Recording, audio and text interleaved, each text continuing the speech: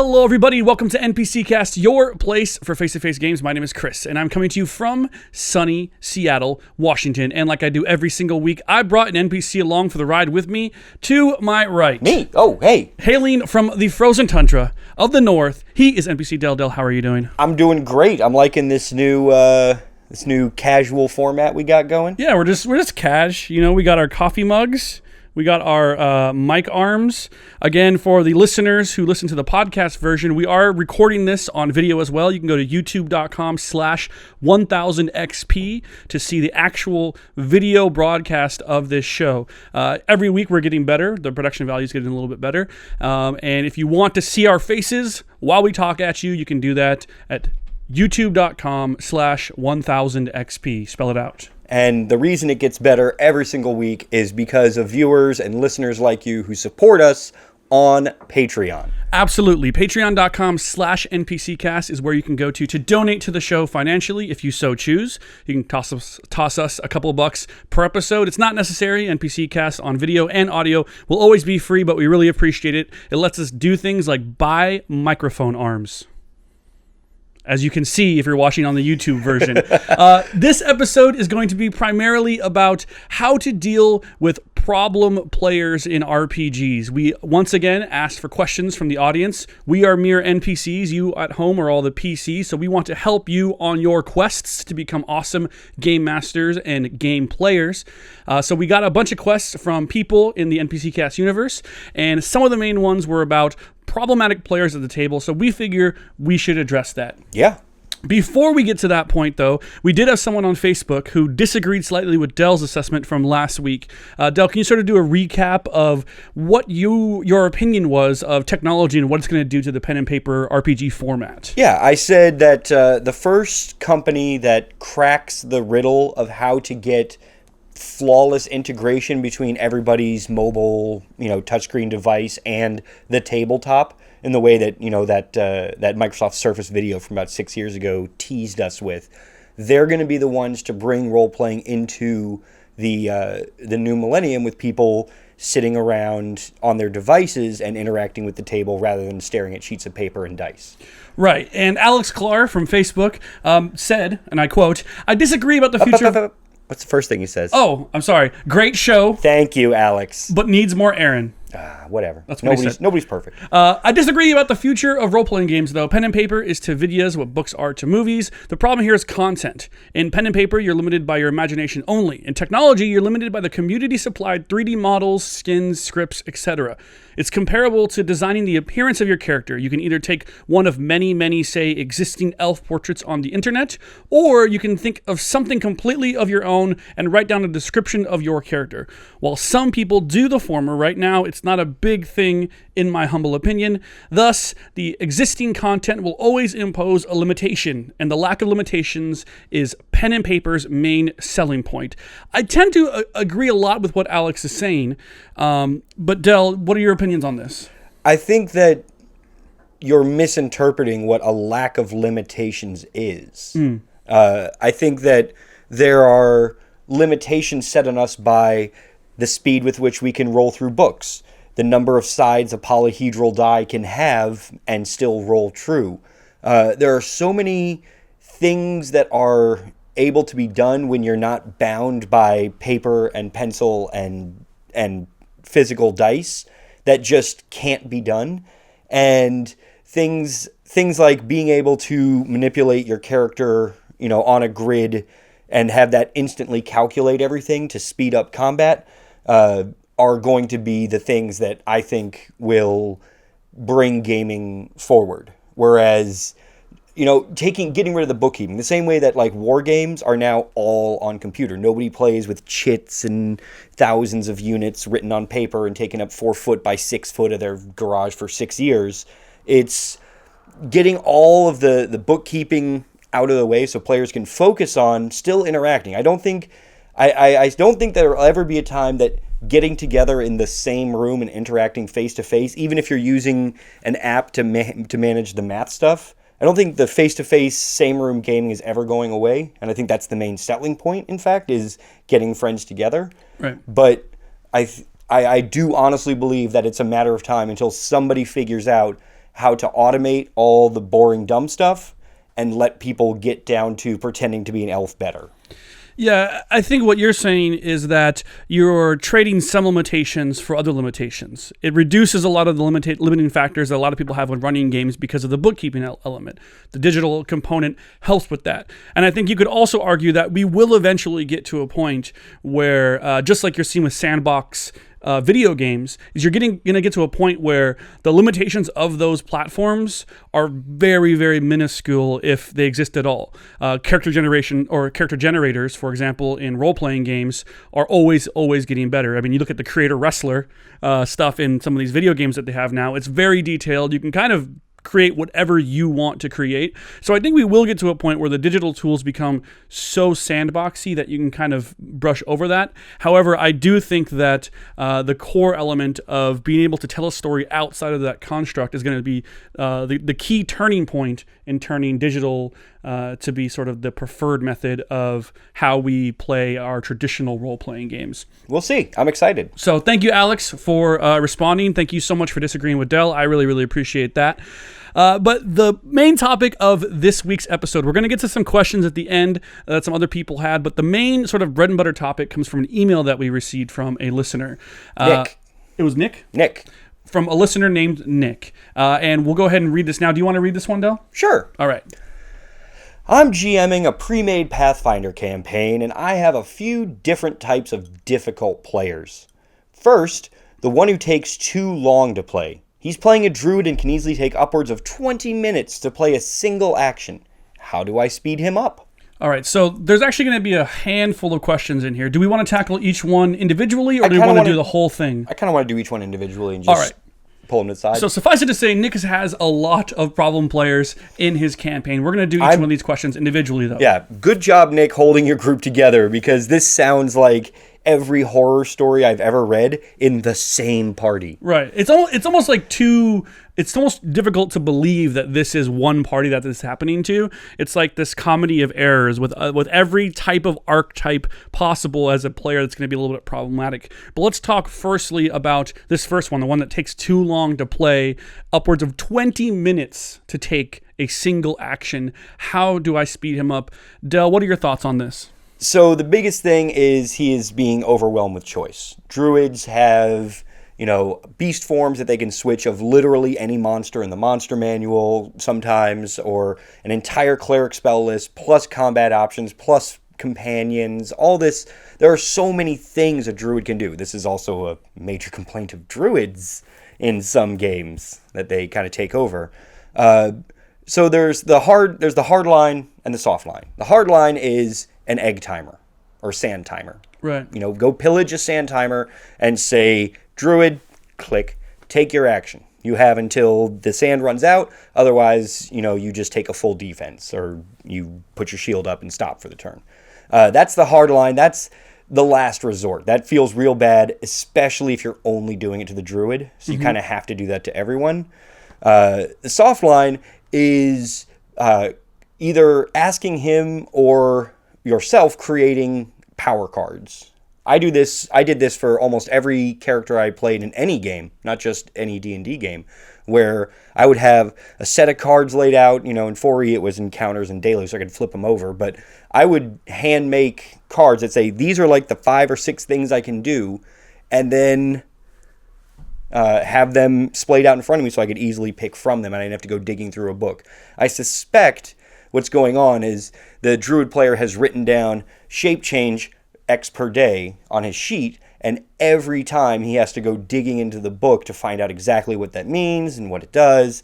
And having little cards that have the relevant notes right there in front of you is going to allow you to sort of expedite that so you don't have to look it up each time. Yeah, I think those are really great practical solutions to the issue, and I think Dell sort of keys in on one of the elements that is difficult for players to deal with when it comes to druids is the fact that you have this whole plethora of choices. In board games, if I can take it to the other type of tabletop games for a second, you do have this concept of analysis paralysis in that it's Aaron. If you, he's not. Sorry, he's not that bad. He's not that. You just have a very low tolerance for it, which is why I threw this question to you first. But you have this idea where if there's too much information available, and you have players who are really those sort of min-max type players, those power gamer type players who want to make the best possible decision, if you give them a lot of data to take in and process, then they're going to have to do that. It's just part of their personality type. So you might also want to look at the encounters that you're putting together and the situations that you're putting the druid in. Not necessarily making them less fun, but making them maybe a little bit more complex, where the goal of the encounter is a little bit more straightforward, so the druid doesn't have to, choose whether to, save the knight who is being captured by the goblins, or go after the goblin king, or I don't know, try to befriend the goblins some other way or something. I don't know. There's a possibility that you're giving them too many options in a particular encounter, and the druid is having the toughest time in dealing with that. The other thing, and I think this is the most important thing for dealing with any type of problematic player, and you're going to hear me say this with almost every single problem player that you have and every issue that you have to set your expectations, and you have to pull this player aside and let them know that you feel they're taking too long. You don't necessarily need to be as blunt as that. You can be a little bit, softer with your criticisms or critiques. But you have to let the player know that, because it's possible that this druid player might not realize that their turns are taking that long. They just might not have that good of a concept of the timing and pacing of the game. And B, which would be the bigger problem, is they do know it's an issue and they don't care. But you have to be able to figure out which side of the coin that druid falls in on, or which part of the spectrum they fall under. So I think talking to the player, letting them know, hey, we get together only once a week. We have 4 hours to play, and sometimes your turns take a really long time. It would be a benefit to the entire group, and we'd be able to get a lot more accomplished if you were able to come up with your turns a little bit quicker. It could also be that they're sort of checking out when other players are doing their turns. I know a lot of times someone will take their action, then they'll go and make some nachos, come back, and you have to explain to them what happened in the round previously. So making sure that they're staying engaged when it's not their turn, that's the number one thing for analysis paralysis as well, is making sure that the player is keeping up with the state of the game, and then thinking ahead to what they want to be doing in the future. Yeah. How do you feel about sand timer? I don't like the sand timer just because it feels very forced. And ultimately, if you were the only one, Nick, who's having an issue with this, if the other players are like, oh, that was a really fun session, it was really cool that, Bob the Bear did this druid thing or whatever, and like everyone's enjoying themselves, then I think it's an issue that you have to deal with, and sort of that's the pace that your players want to play at. If everyone at the table is like, oh, this guy's taking so long, this is really annoying, then obviously you can address it. But the sand timer thing, it feels to me like a little bit gimmicky. I can imagine certain encounters where you want to incorporate that sort of gimmick. Yeah, if there's a rock fall thing, right, that makes a lot of sense, and it actually can be a good tool even outside Bob the Bear. Is having a sand timer once in a while, just be like, the roof is collapsing, you have to go quick. And maybe even doing that once would get people in the habit of knowing their stuff, which leads us into our next question. Yeah, so Nick writes, a second problematic player is one who, even after 10 plus years of playing, never bothered to learn the rules, always has mistakes on his character sheets, and every roll he makes needs to be challenged and verified. How do I get him in line with the others? With this question, first of all, Dill, I want to get your interpretation. What does Nick mean by challenged and verified? That is, he's rolling, he looks at the number, and then announces, he rolls a number and then says 21. And you're like, well, is that because you have a +7 and you rolled a 14? Or is that because you think you have a +9 and you rolled a 12? And you actually have a +7 and that's actually only a 19 and misses? And it might be from malice or actual, cheating, which I will make a slight defense of. Cheating? Okay, so I think what he's saying is he doesn't get the math right, and so the checks need to be challenged and verified. But if he is intentionally misrepresenting them, that might be a case of anxiety, especially a kind of social anxiety where he's worried about letting the group down, and so he fudges the numbers to be what he thinks they need to be, to hit the target and not let the group down by missing. It also is a problem exacerbated by binary pass-fail resolution mechanics, like a lot of games have, where missing means your whole turn is for nothing. So that's my... It's still not right. You still would rather just have him get the math right and have him succeed or fail as he may. But that is the defense, is there might be some anxiety issues or just frustration at missing and not enjoying playing the game that he's blocked out hours to play and then missing. Yeah, that's definitely an interesting perspective, and leave it to you to sort of defend cheating in games as a person who cheats on cooperative games all the time. But to me, the interesting word choice there is challenged, and I think that that's something that is an interesting dynamic to have in your party. And forgive me if I'm not speaking to your specific party, Nick, but I know there are parties out there that are going to have this issue, which is why I want to talk to them. And that's to say that, like, is it up to the players to police one another to make sure everyone is following the rules? And oftentimes when I'm playing in a game, I understand that, like, it feels cool if I can do things that are as awesome as what Dell's doing.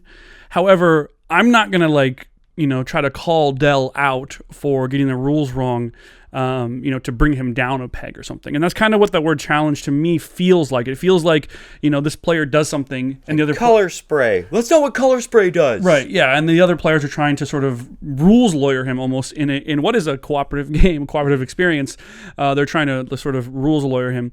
The other thing that I have is that, this, again, is an expectation that you have of this player. We'll call him Steve. If Steve is not, learning the rules, does he know that this frustrates you? Is this something that is actually affecting the group in a negative way? Because ultimately, again, if everyone is having a good time and Steve just I didn't, put my skills correctly or whatever, like, is that really changing your dynamic of your game and making your sessions less fun? So I would look into sort of why this necessarily bothers you, and it might be because in general game masters do a lot of work, and it's sometimes up to us as game masters to make sure that we're the ones who are keeping everything in, keeping track of everything. One of the benefits that people feel as a player is that they don't necessarily need to know the rules. I remember when I was playing in my games with the Angry DM, he would basically be like, look, it's my job to know the rules. It's you guys' job to play the game. That's not to say that he doesn't expect us to know what we're doing, but ultimately he bore that burden, and that might just be something that, Nick, that you have to sort of wrestle with, is say that is that becoming too much of a downer in your experience, having to always constantly make sure that Steve is getting his character sheet right. And if it is becoming an issue, again, you have to bring it up with them. Yeah, and it might actually also be, and this is, might be a long shot, it might be uncomfortable to talk about, Steve might have a learning disorder, like maybe even dyslexia, where it is actually difficult for him to sit down and read an entire manual in a reasonable amount of time. Yeah. And that might come up. Yeah, I mean, it's really interesting when you look at it from like just the other paradigm, or the other part of the paradigm is that, there could be something about Steve and this game, maybe, I don't know, maybe his job is very taxing and, he doesn't have the time to sort of read through the rules, especially when, you're looking at something like Pathfinder, which has a lot of stuff that's been added over the years. It can be very dense and rules complex in some ways. Power cards might help Steve out too. Let's kill two birds with one stone. But once you sort of try to actually get to the root of the problem and try to figure out maybe why this is something that Steve is habitually doing, it might change your perspective, right? Like if you learn, like Dell said, if you learn that he has a learning deficiency or has some sort of actual issue with grokking what is happening or how to get through this, then I think that would very quickly change your perspective of the situation. So it might be worth it just to talk to him and see what that issue is. Third difficult player, Dell. Yes, this one's short and the opposite of sweet. Short and umami. There you go. Word of the week. Sweet and umami, right? Yep. Sweet, sour, savory, and umami. Yeah. All right. Savory is like the opposite of sweet. Umami is like a different thing. That's how when I eat something that's umami, I'm like, that's how I describe it. That's great audio. Let's go. A third difficult player is the one who is always challenging the GM ruling, never happy with the result and slowing down the game by looking up and arguing every rule. How do I teach him that the GM's word is law? Two things here. Yeah. First of all, the GM's word isn't always necessarily law. Oftentimes, that is how campaigns are run. And again, if that's the expectation that you have, when I was growing up as the GM, that was how it was. What the GM said goes, and the players have to they have to give you that responsibility. You can't just claim that responsibility. So if the players basically say, hey, Nick, it's your job to make sure that this game runs smoothly. You're the one who preps the game every week. You're the one who makes sure that we're getting through all the, the story to the best of our ability every Friday night. Then sometimes you have to make calls to make sure that things are moving along. And that's one thing that this player might not understand is that as a GM, the other players are expecting you to be the one to sort of keep the pace going. And every once in a while, it's okay to sort of miss a ruling or skip a ruling to the benefit of the group as a whole and the session as a whole. Yeah, there are two situations here that I can see happening. One is Medusa uses its gaze attack, and we'll call him Richard. The long form of that name. Yeah. We'll call him Richard, says, Medusas can't use that attack because she already used it and she has to recharge it for 2 rounds. And the other one is just complaining. You're making that number up. The first one is sort of easily answerable. It's sort of easy to handle. That's how I'm running the Medusa this encounter. After this game is over, when we're packing up, let's, look up the Medusa and talk about it. And what that does is that shifts the argument from the middle of a combat with the Medusa, which is supposed to be exciting, to when everyone's rolling up the bags and putting the chip clips on them, which is the time to dig through books and stuff like that. So if there is a challenge to the way a rule is done in the moment, especially if it's another player, and Richard has called out Bob the Bear for shape-shifting into a creature 1 hit die too big, you just say, that's how we're doing it right now, and we'll come back to it and deal with it after the game. And just keep the game moving, and you'll find that a lot of these never get gotten back to. And sometimes you're wrong. Sometimes you forgot to recharge the Medusa. And Richard, by having read the entire monster manual back and forth 10 times, does know how to run Medusas better than you. And you say in an email later, I got it wrong. In the future, Medusas will recharge their gazes. Yeah. So, yeah, that's the easy one. The harder one is challenging the other players, or arguing, how does climb work? You can't climb that, things like that. And that is just, there isn't really a good way to do that other than to talk to him. And here's the thing. You have to contact Richard and confront him outside of the game in a private setting. So it has to be, hey, let's grab a slice. And then at the pizza place, say, this is what you're doing. I need you to stop, or run this game. If you want to be super passive aggressive about it, don't do that. But definitely, you can't have it out with him in front of other people. And you have to criticize in private, praise in public. That's, probably rule 2 or 3 from Dale Carnegie's How to Win Friends and Influence People, a formative book on my life.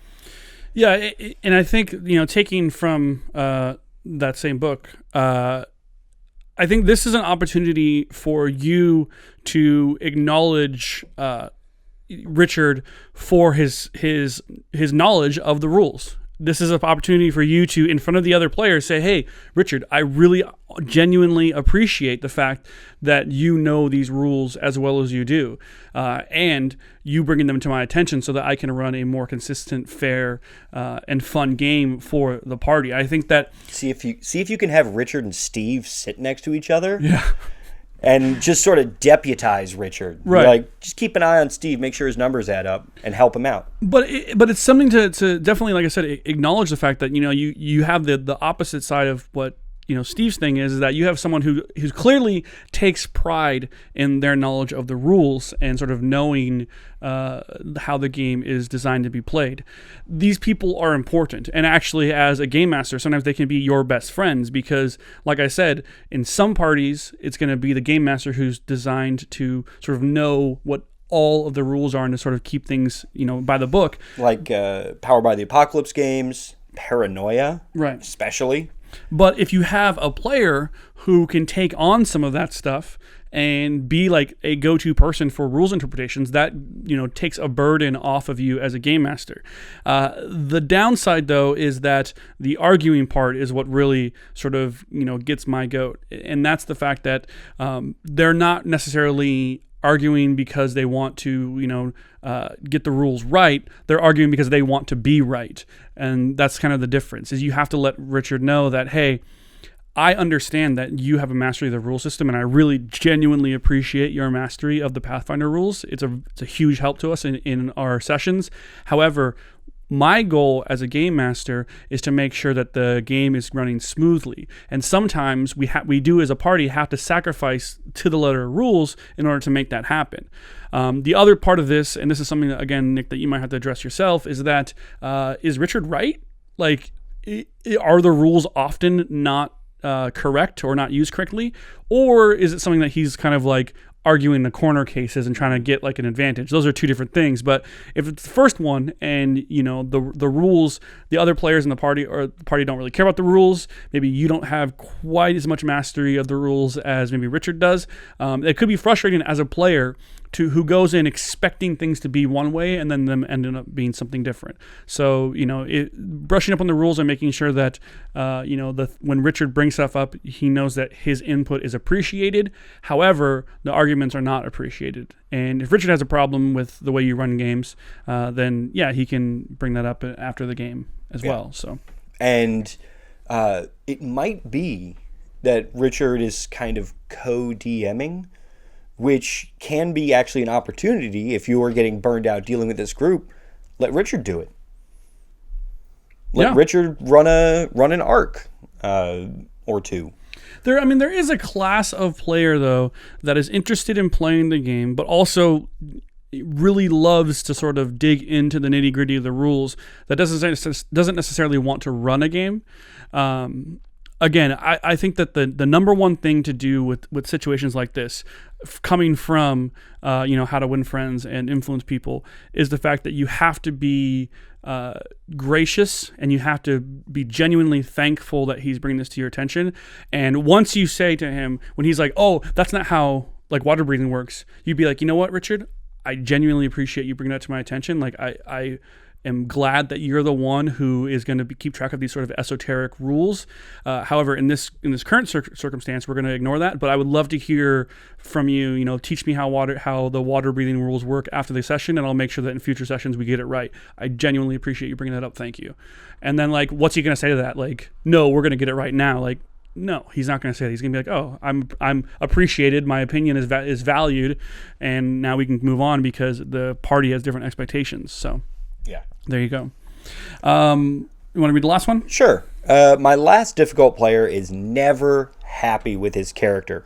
Since we started, he's rebuilt him twice. How do I keep him focused? Altitis is a real disease and affects us. And, with your help and your donation to patreon.com/NPCcast, we can work towards a cure to alt-itis. Is that what are we doing that on Patreon? Is that like stretch goal? Stretch goal. We're gonna cure alt-itis. Well, we're not gonna cure. We are gonna get the licensing to the Sarah McLachlan song and just pan over like character sheets that have been erased a bunch of times while In the Arms of an Angel plays. Yeah, and then our first step is actually trademark alt-itis. Yeah. And then just make bank off of that, so we don't even need the Patreon after that. I mean, this is a definite issue. This is actually, it's funny because this is your last difficult player, but Nick does have one last question, and these kind of tie together a little bit. Let's just sit together. The last one is, Nick says, lastly, 4 out of the 5 players have characters that are introverts without opinions and aren't motivated by the quest. How do you work with the pre-made campaign while bringing them back their interests? And keep in mind that Nick is running a pre-generated campaign for these players. And that's one of the things that we talked about in our episode a few weeks back. 208. Yeah, so we talked about pre-made campaigns and this sort of this difficulty in getting players to buy into what is going on. And in some ways, this is why your last difficult player, we'll call her Ellen, is having an issue, and why her behavior is affecting the campaign. Because if you have a person like Ellen who is constantly switching her characters around, it makes it really difficult for you as a GM to like come up with motivations that work. You know, you might be like, okay, well, this will be a great motivation, and then Ellen has a new character. It's like, well, this new character now loves clowns instead of fears them, so I can't motivate her quite the same. Plus you have the other players are kind of checked out because is this Ellen's halfling that can pick locks, or is this Ellen's halfling that does the cure light wounds? Like, right. I don't know how drastic the changes are, but even if it's just character changes rather than stat changes, it can be weird and dissonant for the other players who are theoretically in good faith trying to get into the game when they don't know who's going to wake up in the bedroll next to them the next morning after you make camp. Right. Now, I do want to bring up Ellen's issue, and again, I want to sort of have you do a little bit of, looking within yourself, or maybe just looking within your campaign to figure out how this is actually a problem, because there's 2 different things that could be an issue. If Ellen is unhappy with her character because of the way that it's structured mechanically and wants to change, pick different spells or do different things, like that, then I think as a person running the game, you might be able to look past that. That's something that's sort of easy enough, right? Like, okay, Aaron was playing a necromancer wizard. Now he's playing a priest of death because he likes the priest rules better. But it's the same basic character. So if it's a mechanical thing, it might be something that, you just let it go. Whatever, let it go. If they're constantly changing the way their character behaves and acts, then that's a little bit more difficult. Go ahead. Or you lean into it. You have them play, you say, all right, I want you to stat out a doppelganger, and you're going to play a doppelganger member of this party, and this whole unable to find who you truly are becomes a part of your character. And while that's hokey, and it is kind of fourth wall breaking, here's the other thing it does. It gives them a reason to lean into it. And it gives them purpose, which is, I'm suspecting, why they're not sticking, is they don't have a purpose. And when the change becomes the purpose for being, then the character has a little more life on the page. Yeah. That's sort of like the sand timer, where that's the very last case you want to go to, but it is an option in your tool bag. Yeah, it's one of those things where it's like, you can incorporate something like that. I'm a little bit hesitant because it requires you to really go out of your way to come up with a solution for a problem that is really Ellen's problem and something that she needs to sort of address with herself. And you're doing it in a way that to the other players at the table be like, oh, so like Ellen couldn't decide on her character, so now she gets to be a doppelganger. That's awesome. Like that's, my guy's I've been a consistent character the entire campaign and I don't get any cool, doppelganger abilities or whatever. So I think it's kind of important to see where the issue lies. I actually look at this question, Nick, as something that you understand that Ellen is not happy with her character and you want to genuinely help her do that. And I think that that's kind of a more difficult thing to do. Ultimately, it's gonna come down to her.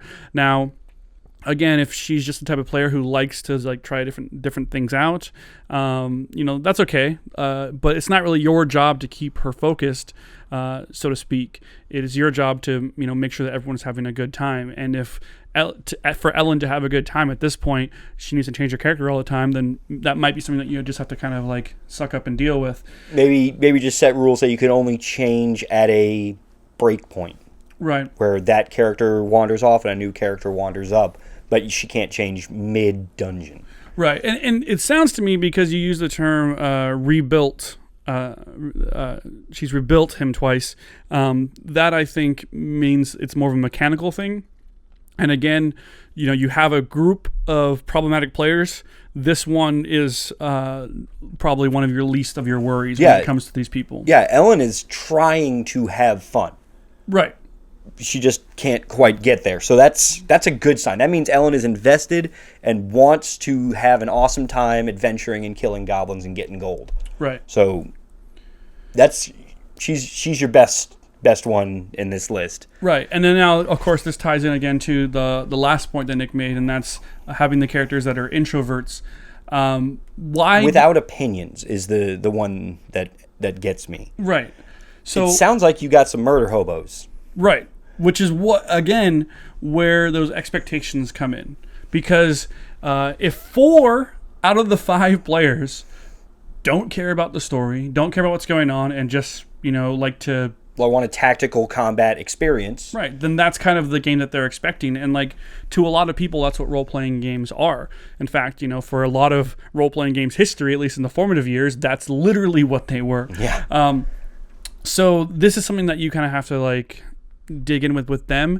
Again, let your expectations be known. Be very, forthcoming with what you're expecting or what you would like to get out of the game.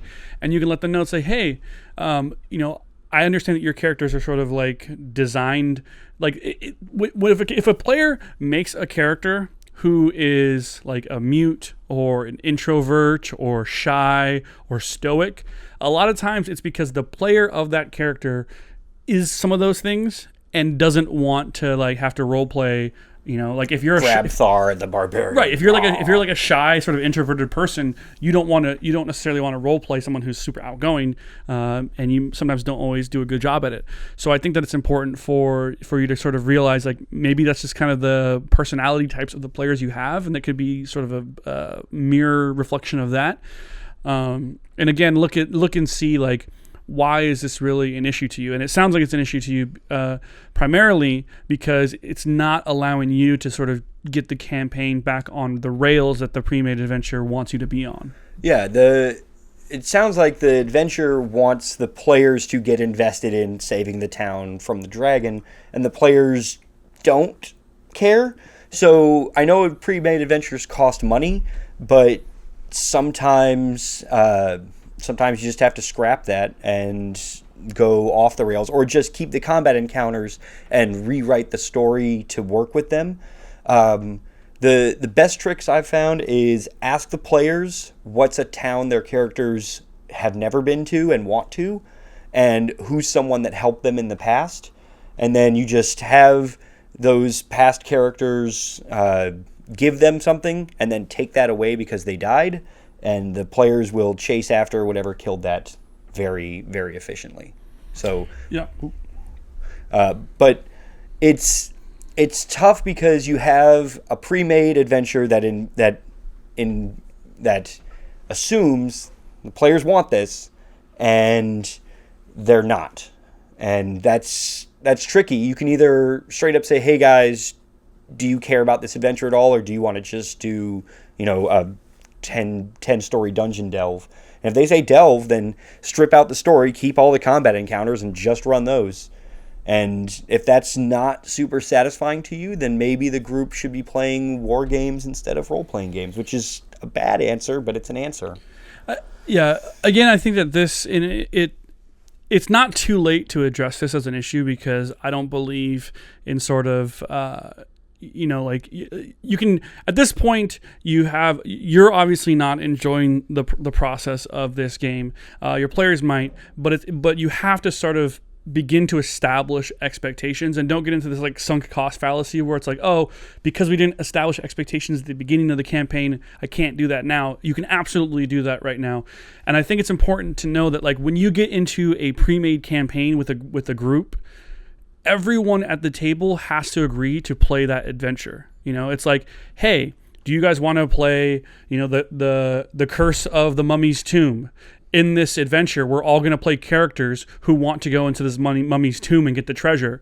When they sign on to do that, they are not allowed to make a character that is not motivated by any of those things. Yeah, I'm claustrophobic. I want to go to the forest. Right. It is their job as players at that point to figure out why their characters want to do that.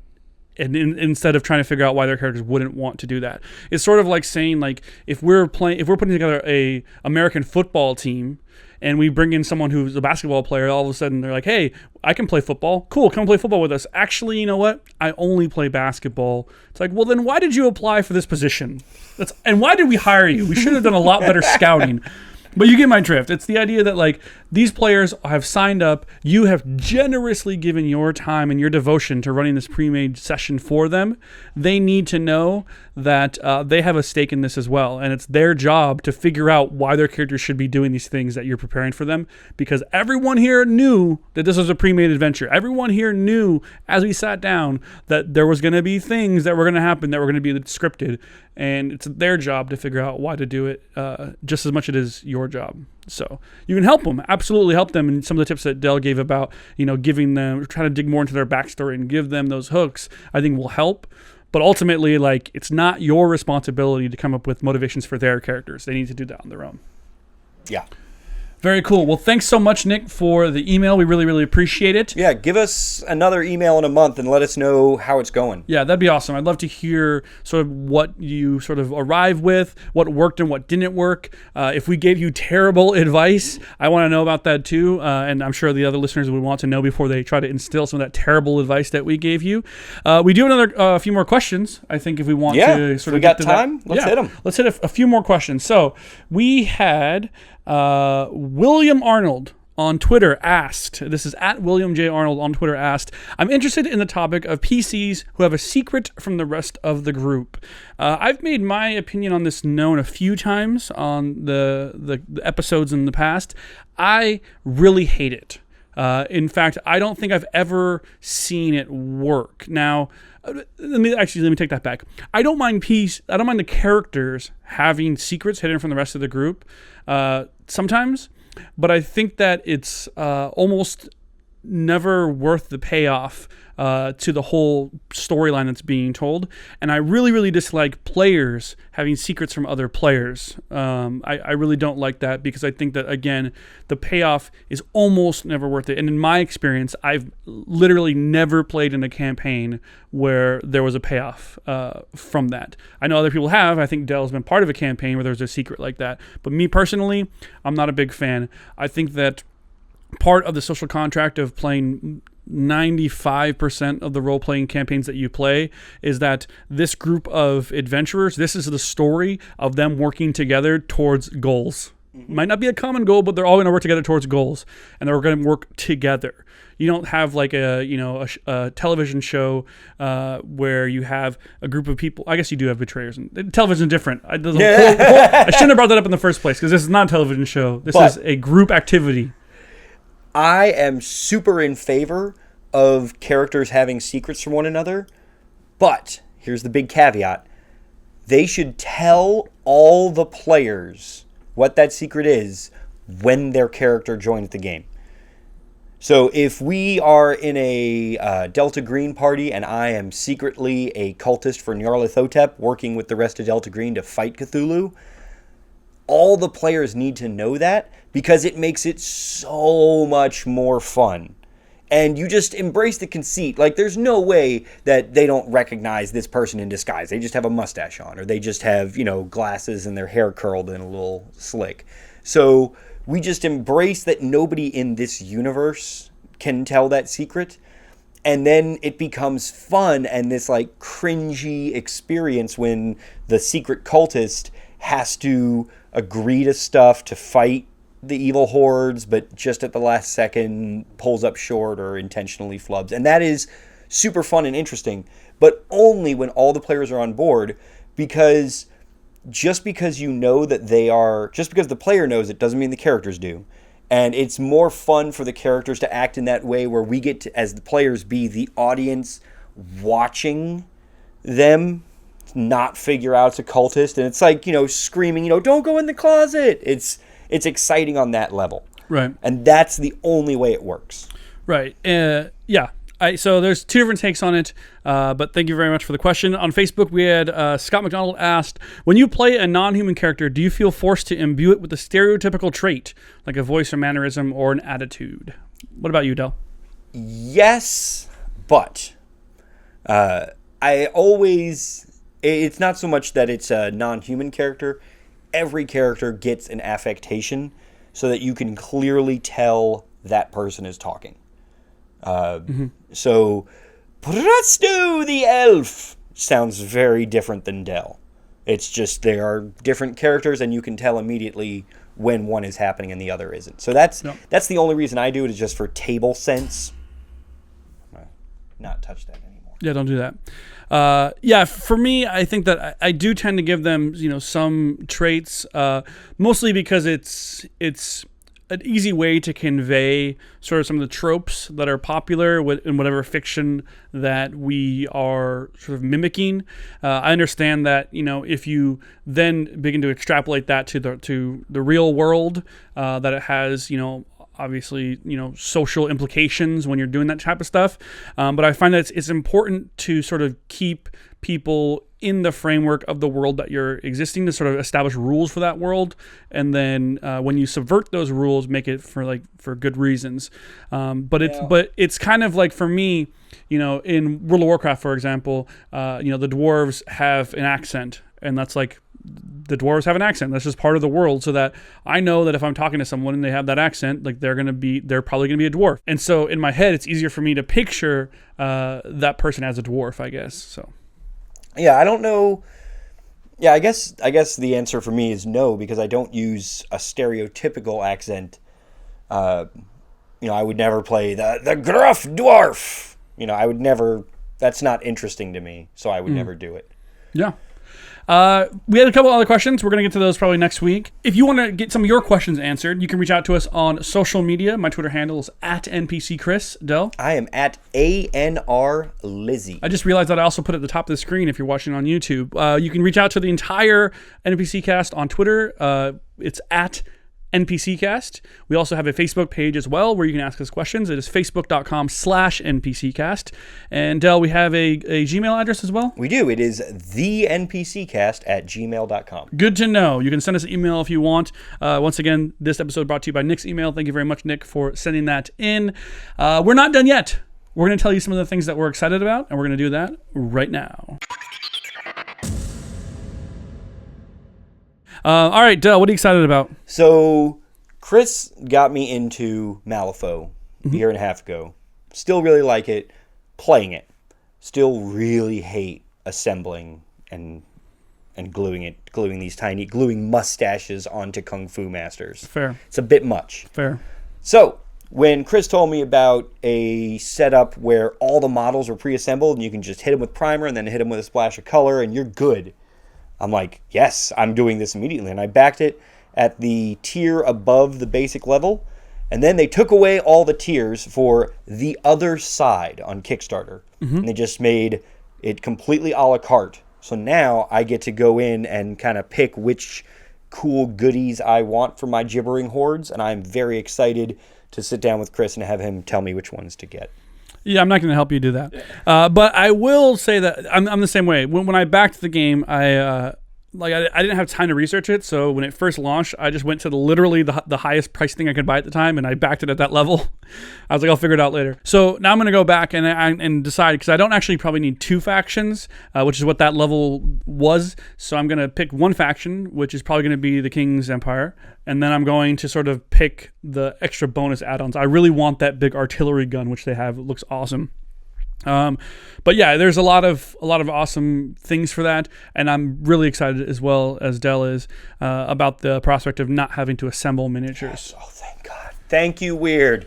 Thank you. They look cool though. The miniatures look cool, and the Weird miniatures always have looked cool. They've just been kind of a pain to assemble, but sometimes you gotta break a few eggs to make an omelet. Or mustaches. To make a master. There you go.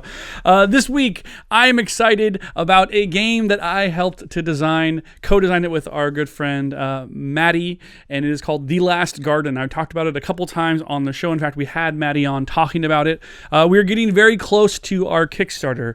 We're going to be launching somewhere towards the tail end of February. I don't want to give a specific exact date in case things might shift a little bit, but we will be launching in February, The Last Garden. It is the story of the last woman on Earth, the last person on Earth, putting together a group of robots that she has programmed into robotanists, and she's using them to build an artificial garden in the wastelands of the post-apocalypse. Bring a little beauty back into the world because, she wants to do that. No real reason. She's just a badass programmer, elderly woman who decides to bring some beauty into the world. It's a worker placement game that has a little bit of take that, so has direct interaction, but it also has the worker placement mechanics, so it kind of straddles the line between those two things. It's a lot of fun, and we actually have a contest that we're running that you, as a listener or watcher of this show, can be a part of. And what I want you to do is I want you to go to 1000xp.com/contest, and you can go to the contest page there. There's a little form. To enter the contest, you have to sign up to our email newsletter. We only send about one a month. We'll probably send a couple extra as we get really close to the campaign, but we don't like spam you all the time. So you sign up to our email newsletter, and then you have to answer a question. Now, I'm doing this with a couple different shows. We're going to be guesting on some shows and talking about it, and every show is going to have a different question. So the more you check back to that page, you can see, oh, hey, they were also on this podcast. I can enter again if I answer the question of that's asked on that show. So I'm going to leave it to Dell to pick the question. You didn't know about this, but Dell, you're going to pick a question that you NPC Cast listeners need to answer in order to enter the contest. It should be something that doesn't have a single answer. It has to be some sort of like opinion. What is their favorite fruit, or really whatever you want to ask them. Go ahead and ask it. Owlbears. Owlbears. That's what? the question mark. Just owlbears question mark. Okay, so when you go to 1000xp.com/contest, you go to the scroll, you pick NPC Cast, you need to tell us your opinion on owlbears. That is how you enter the contest from the NPC Cast side. We're really looking forward to it. We put a lot of work. It's been over a year since we've been developing this game. We're very, very excited about it. It will be an opportunity for those folks who cannot back us on patreon.com/NPCcast because, you don't want the recurring payments or anything like that. If you want to support the show, you want to support more, actually, sorry, Del. If you want to support me as a host of the show and one of my designs, this is going to be a way to do that. So keep on the lookout for it. We're really excited about it. And yeah. It's going to be awesome. I'll be making Last Garden Blast, the 10-second card game version of it. I would play that. If you make it, maybe stretch goal. If you make it, I'll play it. That has been our show. If you have been listening on iTunes, thank you very much. You can, of course, subscribe on iTunes. You can also give us a review on iTunes. If you give us a review on iTunes and it's 5 stars, Dell will read it on the air in the voice of your choice. If you have been watching on YouTube and you like this content, you should go down below and subscribe to it, like it. That helps us out in the YouTube algorithms. Also, if you have any questions, feel free to put them in the YouTube comments section down below as well. There's one thing that we actively ask all of our listeners and viewers to do, and it's the most important thing that you can actually do to help this show, and it's really the thing that is so easy to do, and that's just to tell a friend about the show. If you're one of these players or one of these people who's running a game and this advice has helped you, and maybe you want to share this episode with some of your problematic players as a way to sort of give them the hint that maybe they're taking a little bit too long on their turns as a bear druid, then wise to your nonsense. Right. Then show them this show. All the hard work that the NPC Cast universe has done for us has brought us to this point, and we really, really genuinely appreciate it from the bottom of our hearts. On that note, you may now add 1000 XP to your character sheets, and we will see you next time. Bye-bye. I like the standing. Yeah. It feels good. Feels. I was trying to not move too much. Oh, I was like, take the glasses off every 10 minutes, put them back on. Make it harder to edit. Yeah, that's good.